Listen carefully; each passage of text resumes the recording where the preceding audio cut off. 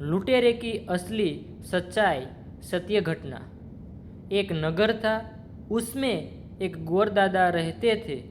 उनका एक बेटा था। जब वह लगभग 8-10 साल का हुआ तो उसे काशी पढ़ने के लिए भेजा गया। समय बीतते देर नहीं लगती, बेटे की विदाई कर दी गई और उसकी शादी की तारीख भी तय कर दी गई।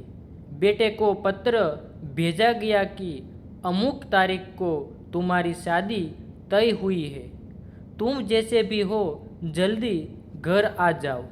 वह पत्र बेटे को उसके गुरु के पास भेजा गया। गुरुजी भी ब्राह्मण थे।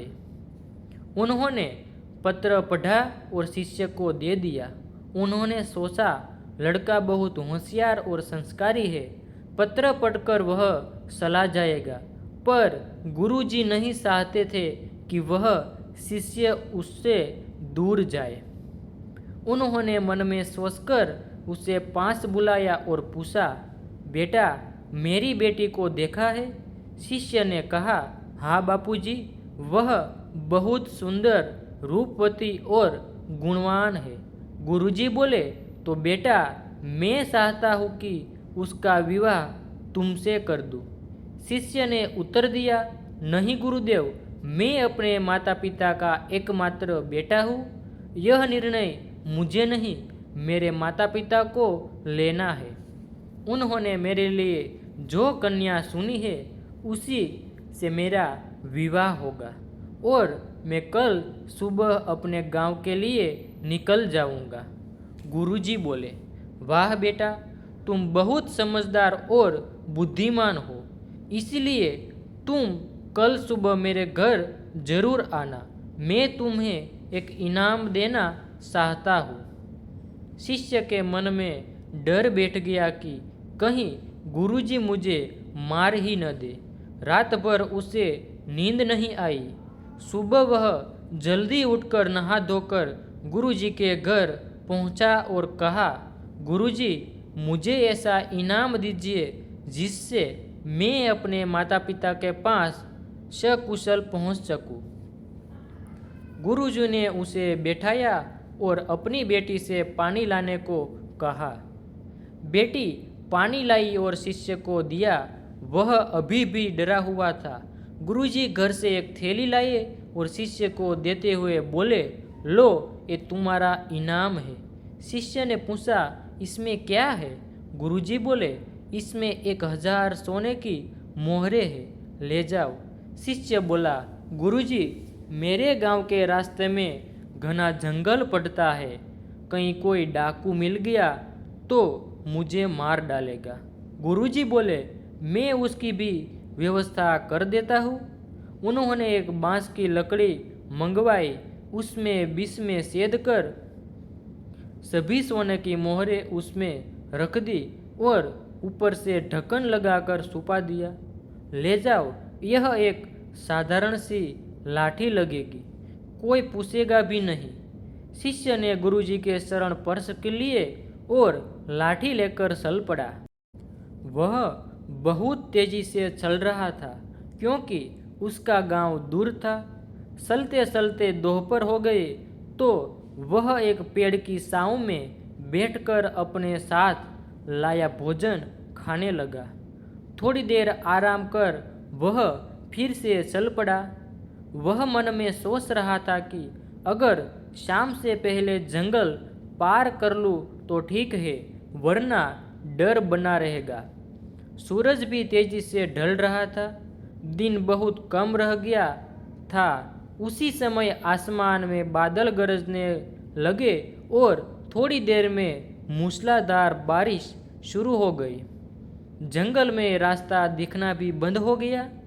वह कोई अच्छा पेड़ खोजने लगा। तभी वह एक विशाल वट वृक्ष के पास पहुंचा, जिसके तने के खोखले हिस्से में एक लुटेरा रहता था। लुटेरा सोच रहा था कि आज शायद कुछ नहीं मिलेगा क्योंकि इस रास्ते से बहुत कम लोग निकलते हैं, ऊपर से बारिश भी हो रही है। तभी जंगल में एक उल्लू बोलने लगा, उसकी आवाज़ सुनकर लुटेरा चौकन्ना हो गया। उल्लू ने कहा, एक ब्राह्मण आ रहा है जिसके पास एक लाठी में 1000 सोने की मोहरें छिपी है। लुटेरा पशु पक्षियों की भाषा जानता था। वह तुरंत बाहर आया और देखा कि एक लड़का पेड़ खोदता हुआ उसकी तरफ आ रहा है। लुटेरा उसकी ओर बढ़ा। लड़के ने जब उसे देखा तो डर गया। उसे लगा जिस बात का डर था वही हो गया। वह मन ही मन महादेव का स्मरण करने लगा। लुटेरा पास आया और उसकी लाठी झपट ली। लड़का बोला, भाई ले जाओ, मुझे इसकी ज़रूरत नहीं है। लुटेरा बोला, इसमें 1000 सोने की मोहरें है ना? लड़का बोला, हाँ, लेकिन मुझे जीवित छोड़ दो। लुटेरा बोला, मैं ब्राह्मण को नहीं मारता और ना ही उसका कुछ चाहता हूँ, लेकिन अब रात हो रही है, मेरे साथ चलो, वरना दूसरे डाकू लूट लेंगे और दोष मेरे सिर आएगा। लड़का सोचने लगा, डाकू होते हुए भी यह कोई खानदानी और नीति वाला आदमी लगता है। दोनों वड वृक्ष के तके खोलने लगे। इससे में गए। लुटेरे ने उसे भोजन कराया और दोनों बैठ गए। बारिश बहुत तेज हो चुकी थी। पास की नदी में भी बाढ़ जैसी आवाज़ आ रही थी। रात का आधा समय हो चुका था। तभी जंगल में एक सियार बोला। लुटेरा बोला, चल मेरे साथ नदी किनारे। लड़का बोला, क्यों? लुटेरा बोला, नदी में एक राजा के पुत्र की लाश बहती आ रही है। उसकी दाहिनी जांघ में 100 बहुमूल्य रत्न बंधे हुए हैं। लड़का बोला, तुम्हें कैसे पता चला? लुटेरा बोला, मैं पशु पक्षियों की भाषा जानता हूँ, अभी सियार ने कहा। लड़का बोला, मुझे तैरना नहीं आता, आप ही ले जाओ। लुटेरा पानी में तैरकर लाश को किनारे लाया। देखा तो सचमुच उसकी जांघ में रत्न बंधे हुए थे। लुटेरा बोला, ले, यह रत्न तेरे काम आएंगे। लड़का यह सुनकर हैरान रह गया। एक लुटेरा मुझे लूटने की बजाय इतने कीमती रत्न दे रहा है। वह बोला, भाई यह आपकी मेहनत है, मुझे नहीं चाहिए। लुटेरा बोला, मेरे मरे हुए का कुछ नहीं लेता, तू ले जा। लड़का बोला, मुझे नहीं चाहिए। फिर दोनों ने वे रत्न वैसे ही बांधकर लाश को वापस नदी में बहा दिया। वे दोनों वापस वट वृक्ष के नीचे लौटे। सुबह हुई तो लुटेरे ने लाठी वापस दी और गांव की ओर विदा किया।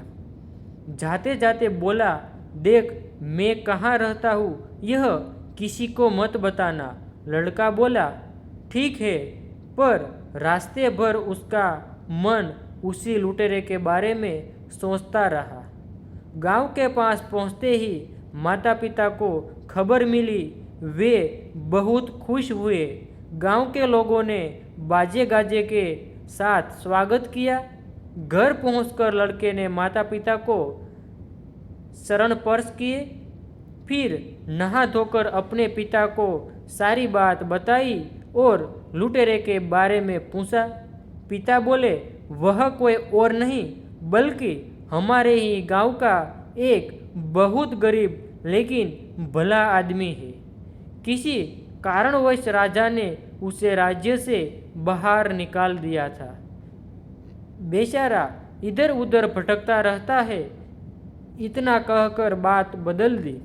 लेकिन लड़के ने सोच लिया, राजा और इस लुटेरे के बीच बिना बताए समझौता करवाना ही मेरी पढ़ाई की सच्ची सार्थकता होगी। धीरे धीरे पूरे इलाके में खबर फैल गई। लोग लड़के से मिलने आने लगे। जब राजा को पता चला तो उसने भी ब्राह्मण पुत्र को दरबार में बुलाया। अगले दिन वह दरबार गया। राजा ने उसका खूब सम्मान किया और उसे दोपहर का भोजन राजमहल में कराया। बातों बातों में राजा ने पूछा, कोई विशेष बात? लड़का बोला, मैंने एक लुटेरा देखा, पर क्या उसकी खानदानी और मानवता थी? राजा बोला, तू एक लुटेरे की तारीफ कर रहा है? लड़का बोला, महाराज, क्या नीति थी उसकी, क्या सिद्धांत? अगर आपको देखना हो तो आप उसे राजा के भेष में नहीं, लुटेरे के भेष में अकेले जाकर मिले। राजा बोला, मंजूर है, तू बताओ वह कहाँ मिलेगा? कुछ दिनों बाद राजा ने दाढ़ी मूछ बढ़ाकर फटे पुराने कपड़े पहनकर ब्राह्मण पुत्र से जगह पूछी और अकेले वट वृक्ष के नीचे जा पहुंचा। लुटेरे ने जब देखा कि कोई फटेहाल आदमी आ रहा है तो चौंका और बोला, कौन है तू? राजा बोला, मैं एक गरीब आदमी हूँ, भोजन की तलाश में भटक रहा हूँ। लुटेरा बोला, चल पेड़ के नीचे बैठ जा, अभी खाने को कुछ लाता हूँ।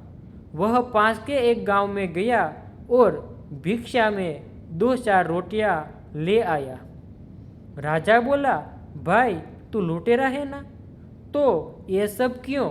लुटेरा बोला, मैं लूटता हूँ, लेकिन भूखे को भोजन कराना मेरा धर्म है।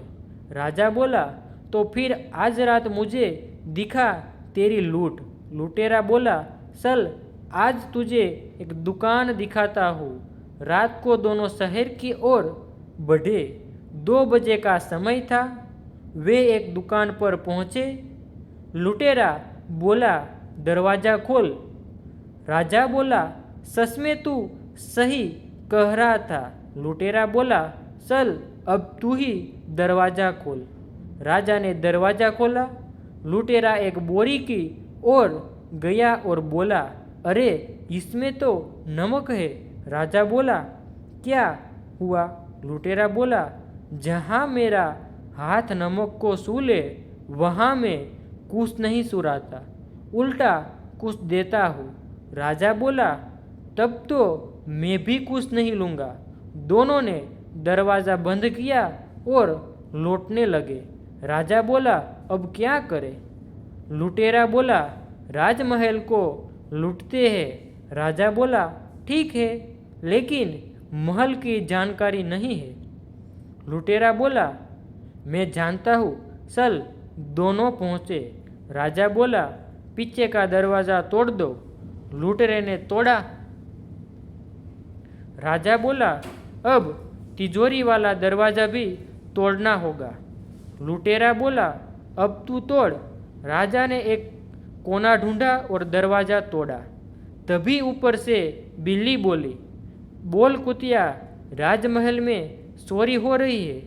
कुतिया बोली, राजा खुद चोरी कर रहा है, हम क्या बोले? यह सुनकर लुटेरे ने राजा का हाथ पकड़ा और पूछा, तू राजा है ना? राजा मुस्कुराया, हाँ भाई, मैं तुझे परखना चाहता था। राजा बोला, कल दरबार में आ जाना, मैं तुझे मंत्री बनाना चाहता हूँ। अगले दिन दरबार में सभी आए। ब्राह्मण पुत्र और गोरदादा भी आए। राजा ने लुटेरे को सम्मान से बिठाया और कहा, मैं इसे मंत्री बनाता हूँ। ब्राह्मण पुत्र बोला, महाराज, मुझे मेरा इनाम मिल गया। राजा बोला, कैसा इनाम? ब्राह्मण पुत्र बोला, आप दोनों के बीच दोस्ती कराना ही मेरी शिक्षा का असली फल है। राजा बोला, फिर भी मैं तेरी शादी का पूरा खर्च राजकोष में करूँगा। धन्यवाद।